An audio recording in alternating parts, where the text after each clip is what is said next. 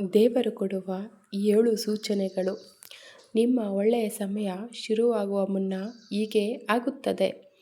ನಮಸ್ಕಾರ ಸ್ನೇಹಿತರೆ, ಶಿವಲೋಕಕ್ಕೆ ಸ್ವಾಗತ. ಜೀವನದಲ್ಲಿ ಕೆಲವೊಮ್ಮೆ ಎಲ್ಲವೂ ಬದಲಾಗಲು ಶುರುವಾಗುತ್ತದೆ. ಬಹಳ ದಿನಗಳಿಂದ ಕಷ್ಟ ಅನುಭವಿಸುತ್ತಿದ್ದ ವ್ಯಕ್ತಿಗೆ ಹಠಾತ್ತನೆ ಒಳ್ಳೆಯ ಅವಕಾಶಗಳು ಸಿಗಲು ಆರಂಭವಾಗುತ್ತವೆ.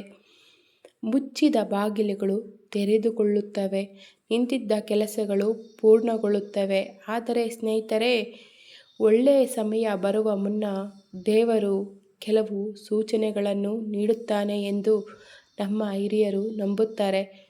ಆ ಸೂಚನೆಗಳು ಯಾವುವು ಎಂದು ಇದನ್ನೇ ತಿಳಿದುಕೊಳ್ಳೋಣ ಬನ್ನಿ. ಮೊದಲನೆಯ ಸೂಚನೆ, ಮನಸ್ಸಿನಲ್ಲಿ ಕಾರಣವಿಲ್ಲದ ಶಾಂತಿ. ಬಹಳ ದಿನಗಳಿಂದ ಚಿಂತೆ, ಆತಂಕ ಮತ್ತು ಭಯದಲ್ಲಿದ್ದ ವ್ಯಕ್ತಿಗೆ ಹಠಾತ್ತನೆ ಮನಸ್ಸಿನಲ್ಲಿ ಶಾಂತಿ ಕಾಣಿಸಿಕೊಳ್ಳುತ್ತದೆ. ಹೊರಗಿನ ಪರಿಸ್ಥಿತಿ ಬದಲಾಗದಿದ್ದರೂ ಒಳಗಿನಿಂದ ನೆಮ್ಮದಿ ಅನುಭವವಾಗುತ್ತದೆ. ಇದು ಒಳ್ಳೆಯ ಸಮಯ ಎಂದು ಸಮೀಪಿಸುತ್ತಿದೆ ಎಂದು ಸೂಚನೆ ನೀಡುತ್ತದೆ. ಎರಡನೇ ಸೂಚನೆ, ದೇವರ ಕಡೆಗೆ ಹೆಚ್ಚು ಆಕರ್ಷಣೆ. ಹಠಾತ್ತನೆ ದೇವಾಲಯಕ್ಕೆ ಹೋಗಬೇಕು ಎಂದು ಅನಿಸುತ್ತದೆ. ದೇವರ ದರ್ಶನ ಮಾಡಬೇಕು, ಮಂತ್ರಗಳನ್ನು ಕೇಳಬೇಕು ಅನಿಸುತ್ತದೆ. ಪೂಜೆ, ಭಜನೆ, ಧ್ಯಾನದ ಕಡೆಗೆ ಮನಸ್ಸು ಆಕರ್ಷಿತವಾಗಿ ಸೆಳೆಯುತ್ತದೆ. ಇದು ದೇವರ ಕೃಪೆ ಹೆಚ್ಚಾಗುತ್ತಿರುವ ಸಂಕೇತ ಎಂದು ಅನೇಕರು ನಂಬುತ್ತಾರೆ. ಮೂರನೆಯ ಸೂಚನೆ, ಶುಭ ಕನಸುಗಳು. ಕನಸಿನಲ್ಲಿ ದೇವಸ್ಥಾನ, ದೀಪ, ಹೂವು, ನದಿ, ಗೋವು ಅಥವಾ ದೇವರ ದರ್ಶನವಾಗುವುದು ಶುಭ ಸಂಕೇತ ಎಂದು ಹೇಳುತ್ತಾರೆ. ಇಂತಹ ಕನಸುಗಳು ಹೊಸ ಅವಕಾಶಗಳು ಬರಲಿವೆ ಎಂಬ ಸೂಚನೆಯಾಗಿ ಪರಿಗಣಿಸಲಾಗುತ್ತದೆ. ನಾಲ್ಕನೇ ಸೂಚನೆ, ಹಳೆಯ ಸಮಸ್ಯೆಗಳು ನಿಧಾನವಾಗಿ ದೂರವಾಗುವುದು. ಹಿಂದೆ ತುಂಬ ದೊಡ್ಡದಾಗಿ ಕಂಡ ಸಮಸ್ಯೆಗಳು ನಿಧಾನವಾಗಿ ಪರಿಹಾರ ಆಗಲು ಆರಂಭಿಸುತ್ತವೆ. ಅಸಾಧ್ಯ ಎಂದುಕೊಂಡ ಕೆಲಸಗಳಿಗೂ ದಾರಿ ಸಿಗುತ್ತದೆ. ಇದು ಜೀವನದ ಹೊಸ ಅಧ್ಯಾಯ ಆರಂಭವಾಗುವ ಸೂಚನೆಯನ್ನು ನೀಡುತ್ತದೆ. ಐದನೇ ಸೂಚನೆ ಯಾವುದಪ್ಪ ಅಂದರೆ ಒಳ್ಳೆಯ ಜನರ ಪರಿಚಯ. ಜೀವನದಲ್ಲಿ ಸರಿಯಾದ ಸಮಯದಲ್ಲಿ ಸರಿಯಾದ ವ್ಯಕ್ತಿಗಳು ಸಿಗುತ್ತಾರೆ.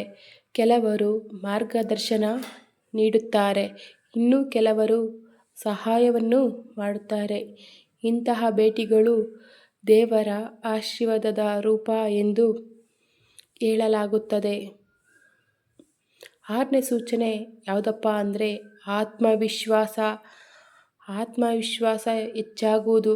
ಹಿಂದೆ ಹೆದರಿಕೆ, ಭಯ ಇದ್ದ ವ್ಯಕ್ತಿ ಧೈರ್ಯವಾಗಿ ನಿರ್ಧಾರ ತೆಗೆದುಕೊಳ್ಳಲು ಆತ್ಮವಿಶ್ವಾಸವನ್ನು ಆರಂಭಿಸುತ್ತಾನೆ.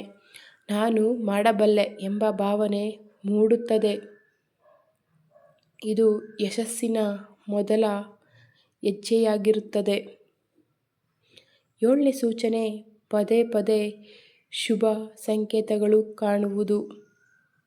ದೇವಾಲಯದ ಗಂಟೆ ಧ್ವನಿ ಕೇಳುವುದು, ಅನಿರೀಕ್ಷಿತವಾಗಿ ಹೂವು ಕಾಣುವುದು, ಪೂಜೆಯ ಸಮಯದಲ್ಲಿ ಮನಸ್ಸಿಗೆ ವಿಶೇಷ ಸಂತೋಷ ಸಿಗುವುದು ಇವುಗಳನ್ನು ಅನೇಕರು ಶುಭ ಸಂಕೇತಗಳೆಂದು ಪರಿಗಣಿಸುತ್ತಾರೆ.